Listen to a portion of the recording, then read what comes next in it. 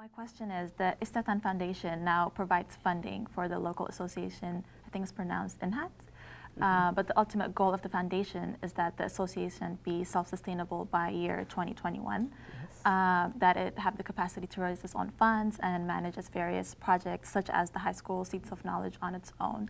I was hoping you could explain to us this model of sustainability quantitatively, and also how the foundation will properly transfer its knowledge base to the association so that the work is left in capable hands.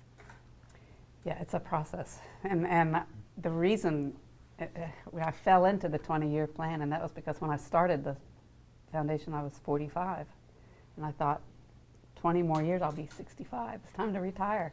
So that was always my plan, 20 years. But then it became part of our philosophy, because I would see more and more organizations in Guatemala, of which there are many, many, still being run after 20 years by people from the States. And that just, they wouldn't give, or they didn't plan for this transfer of power.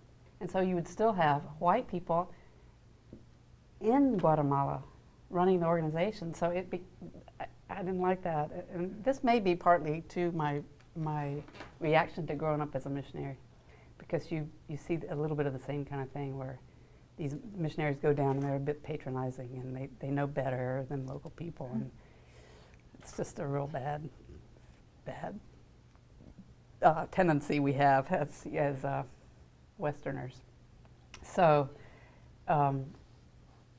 we've been talking about this ever since the beginning, that in 2021, you will have to have money, blah, blah, blah. And so, but the first step was that we gave a scholarship to a young man who was in the States from San Mateo Ixtatán to go to college, and he studied management, business management, but he came back to Guatemala.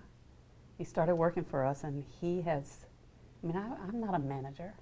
I never was able to manage anything, but he came back and has sort of built up the organization of the association.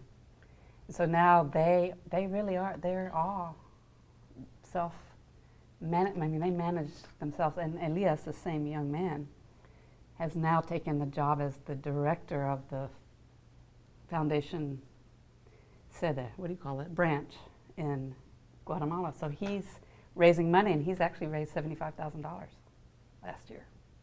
So I think he's way better at it than I am, and I'm really, really relieved, because raising money is not something that I particularly enjoy doing. So I think we're on track for the 2021.